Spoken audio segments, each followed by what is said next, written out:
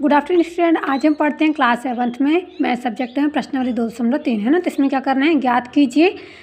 इसके पहले क्वेश्चन का ए वाला क्वेश्चन कहता है कि 1/4 का 1/4 ज्ञात करना है। तो सबसे पहले हम समझ जाए का मतलब क्या होता है। जहाँ भी का लिखा मिलता है हमें वहाँ क्या करना है, गुणा करना है। तो इसमें कैसे गुणा होता है, अंश का अंश में गुणा होता है और हर का हर में गुणा होता है।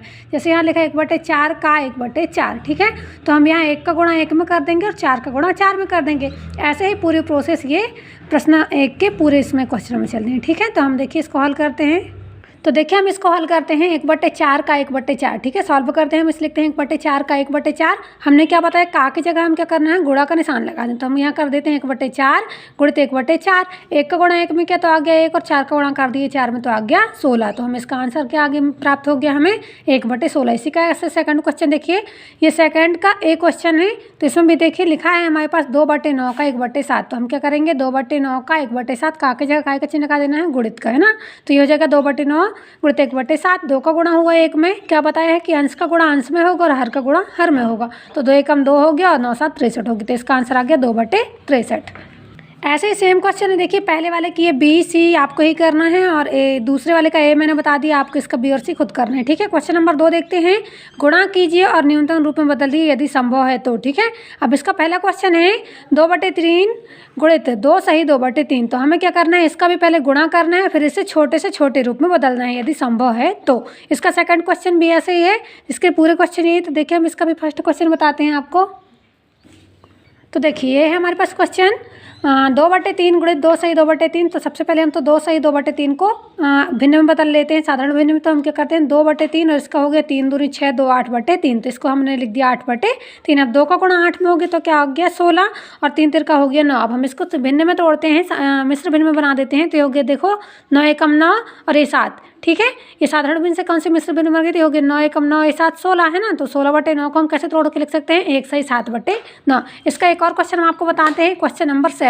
तो क्वेश्चन नंबर 7 देखिए क्या है, 3 सही 4/7 गुणित 3/5। हमने क्या किया 3 सही 4/7 को एक भिन्न में बना लिया, साधारण भिन्न में। तो ये हो गया 4 3 7 21 और 4 25, ठीक है। तो ये बन गई 25/7 गुणित 3/5। यहाँ से 5 से 25 कट के कितनी बार में, 5 बार में।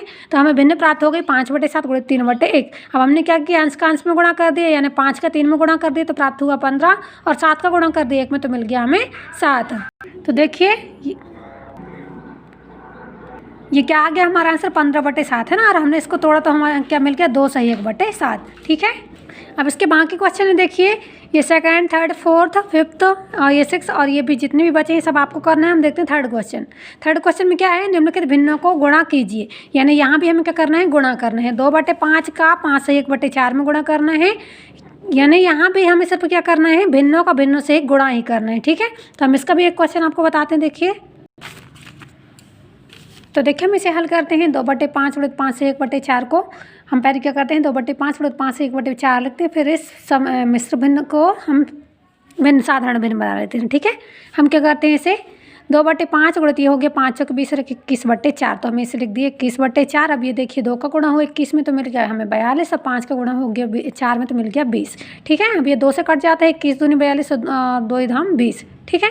तो हमें क्या मिला 21/10। अब हम इसको तोड़ते हैं तो हमें क्या मिल जाएगा 10 दूनी 20 और 21 तो 2 सही 1/10, ठीक। ये हमारा क्या होता है, थर्ड क्वेश्चन का पहले वाला क्वेश्चन सॉल्व होता है। अब इसके बाकी क्वेश्चन है जो आपको हल करना है। तो देखिए कौन कौन से हैं, ये देखिए सेकेंड थर्ड फोर्थ फिफ्थ 6 और 7। ये क्वेश्चन आपको हल करना है और जो आपसे नहीं बनता है वो हमें आप भेजना है और हमसे पूछना है, ठीक है। अब देखते हैं हम क्वेश्चन नंबर 4। क्वेश्चन नंबर 4 में क्वेश्चन है कौन बड़ा है। इसमें 2 क्वेश्चन दिए गए हैं।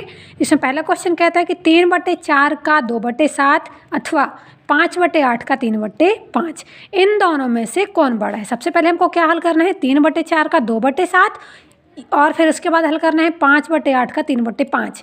फिर जब इन दोनों को हल करेंगे तब हमें पता चलेगा कि इन दोनों में से कौन बड़ा है, ठीक है। और ये हमें बताना है कि इन दोनों में से कौन बड़ा है।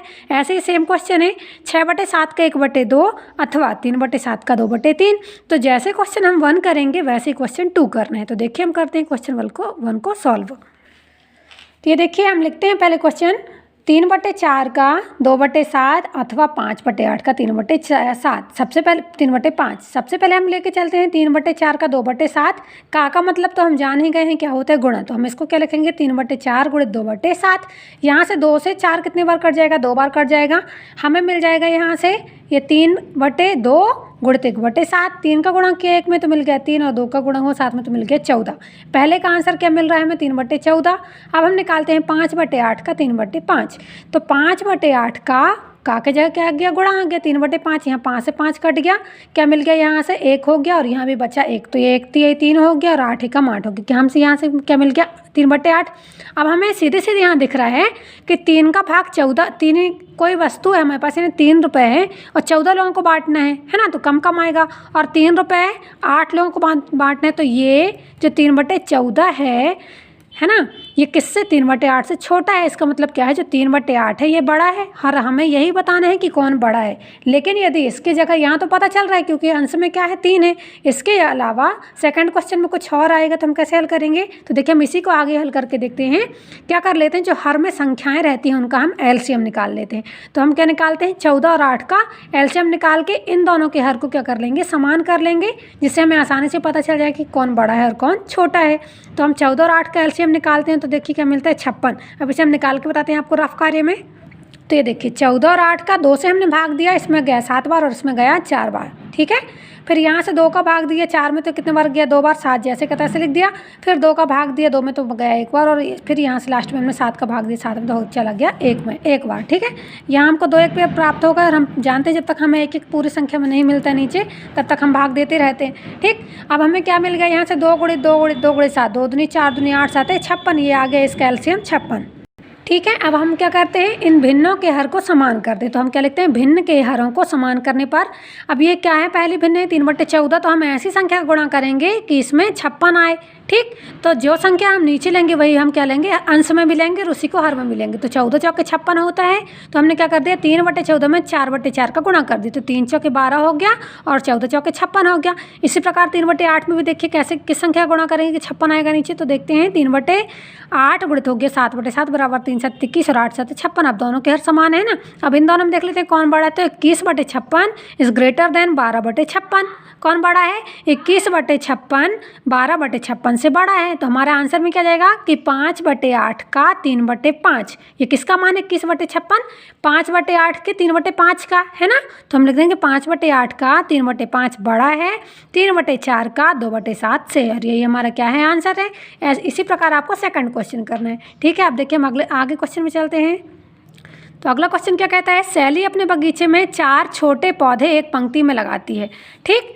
4 पौधे लगाती है एक ही पंक्ति में, यानी एक ही लाइन में सैली अपने बगीचे में 4 पौधे लगाती है, और 2 क्रमागत छोटे पौधों के बीच की दूरी, यानी जो पौधे लग रहे हैं उनके दोनों के बीच की दूरी कितनी है, 3/4 मीटर है। तो प्रथम एवं अंतिम पौधे के बीच की दूरी क्या करना है, ज्ञात करना है, ठीक। तो देखिए हम इसे हल करते हैं।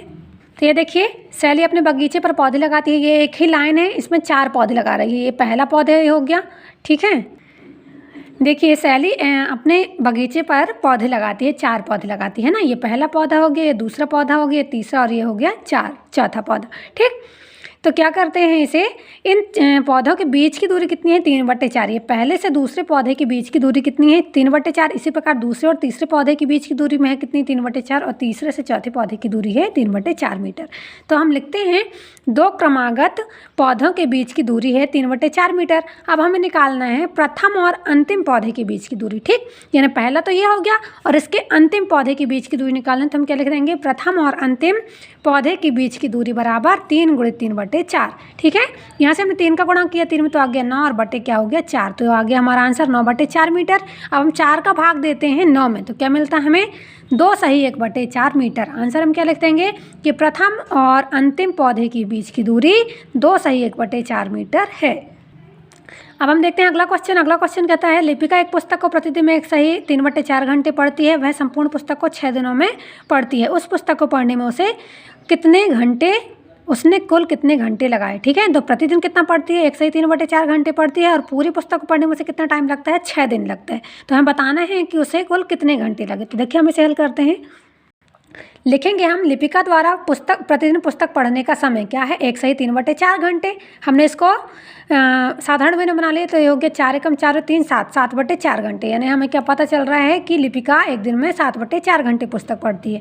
फिर संपूर्ण पुस्तक पढ़ने में उसे कितना समय लगा, तो हम लिखेंगे संपूर्ण पुस्तक पढ़ने में लगा समय बराबर 6 दिन। अब पुस्तक को पढ़ने में लगे कुल घंटे बराबर हम निकाल देंगे 6 × 7/4 घंटे। तो यहाँ से हो जाएगा, ये देखिए 6 7 42/4 और यहाँ से हमने काट दिया 2 से, तो ये हो गया 2 21 42 और 2 दूनी 4। आंसर क्या है, 21/2।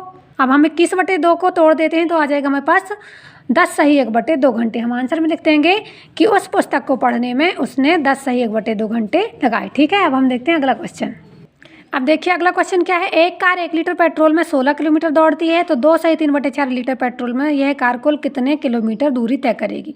ठीक है, तो सबसे पहले हमें बताया गया है कि 1 लीटर पेट्रोल में कितने किलोमीटर चलती है, 16 किलोमीटर चलती है। तो हमें निकालना है कि 2 सही 3/4 लीटर में यह कितनी दूरी तय करेगी। ठीक है, तो देखिए हम इसे हल करते हैं। हम लिखेंगे चूंकि एक कार 1 लीटर पेट्रोल में चलती है कितनी, 16 किलोमीटर, इसलिए 2 सही 3/4 लीटर पेट्रोल में कार द्वारा चली गई दूरी बराबर क्या हो जाएगा, 16 × 2 सही 3/4। यहाँ से हम पहले इसको भिन्न बना देते हैं तो ये हो गया 16 × 2 4 दूनी 8 3 11/4। यहाँ से 16 कट जाता है, देखिए 4 चौके 16, तो हमारे पास क्या आ गया 4 × 11, 4 का गुणा कर दिया 11 में तो आ गया हमारे पास 44 किलोमीटर। आंसर में क्या लिख देंगे हम कि 2 सही 3/4 लीटर पेट्रोल में कार 44 किलोमीटर दूरी तय करेगी और यही इसका क्या है, आंसर है। अब देखते हैं हम अगला क्वेश्चन। अगला क्वेश्चन है कि 8वें का एक क्वेश्चन दिया गया है, एक बक्सा खाली स्थान दिया है, मैं संख्या लिखिए ताकि 2/3 गुणित, फिर ये डिब्बा दिया है 10/3। तो हमें ऐसी संख्या लिखनी है कि 2 में किसका गुणा करेंगे तो 10 आएगा, तो सीधे नॉर्मल सी बात है, 2 में 5 का गुणा करेंगे तो आ जाएगा 10 और 3 में 10 का गुणा करेंगे तो आ जाएगा 30। ठीक है, तो इस डिब्बे में क्या जाएगा 5/10 और फिर उसी जो यहाँ आएगा 5/10, ठीक है, उसका हमको न्यूनतम रूप लिख देना। तो 5/10 का क्या न्यूनतम रूप होगा, 5 से 10 को काटेंगे हम तो 5 एकम 5 5 दूनी 10, तो इसका आंसर क्या जाएगा 1/2, इसका न्यूनतम रूप हो जाएगा। तो देखिए इसे हम हल करके बताते हैं आपको। ये देखिए हम क्या लिख देंगे 2/3 गुणित 5/10 बराबर हो जाएगा 10/30। ये मिलता है हमको और सिर्फ ये डिब्बे में निकालना है, ये क्या है हमको इसको निकालना था। ठीक है, ये अब इसी का न्यूनतम रूप निकालना है हमको, तो 5/10 का न्यूनतम रूप क्या हो जाएगा 1/2, 5 एकम 5 5 दूनी 10, तो इसका न्यूनतम रूप क्या हो जाएगा 1/2। इसी प्रकार आपको इसका अगला क्वेश्चन करना है। ये अगला क्वेश्चन देखिए दिया गया है बी का, बक्सा 1 में संख्या लिखिए तो ताकि क्या हो जाए 3/5। तो यहाँ 3 का कितने में गुणा करेंगे, 8 में करेंगे तो 3 8 24 हो जाएगा और 5 में गुणा करेंगे किसका 15 का, तो हो जाएगा 15 15 × 75। ठीक है, 8/15 आ जाएगा और उसका न्यूनतम रूप लिख दोगे जो आएगा। ठीक, तो इस प्रकार हमारी ये प्रश्नावली 2.3 यहाँ होती है समाप्त। ये आपको अपनी कॉपी में करना है और इसे सीखना है। धन्यवाद।